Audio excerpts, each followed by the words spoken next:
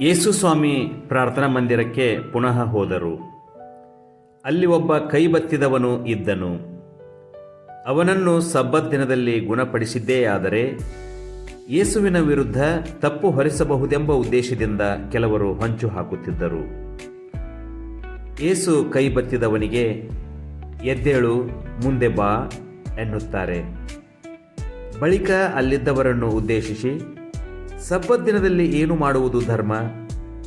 ಒಳಿತನ್ನೋ ಅಥವಾ ಕೆಡುಕನ್ನೋ? ಒಬ್ಬನ ಪ್ರಾಣವನ್ನು ಉಳಿಸುವುದೋ ಅಥವಾ ತೆಗೆಯುವುದೋ ಹೇಳಿ ಎಂದು ಕೇಳಲು ಅವರು ಮಾತೇ ಎತ್ತಲಿಲ್ಲ.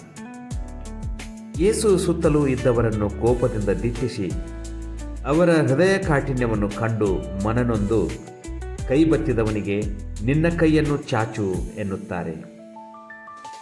ಅವನು ಚಾಚಲು ಅದು ಸಂಪೂರ್ಣ ಸ್ವಸ್ಥವಾಗುತ್ತದೆ. ಫರಿಸಾಯರು ಅಲ್ಲಿಂದ ಹೊರಗೆ ಹೋಗಿ ಕೂಡಲೇ ಹೆರೋದಿಯರೊಂದಿಗೆ ಸೇರಿಕೊಂಡು ಯೇಸುವನ್ನು ಕೊಲೆ ಮಾಡಲು ಒಳಸಂಚು ಹೂಡುತ್ತಾರೆ.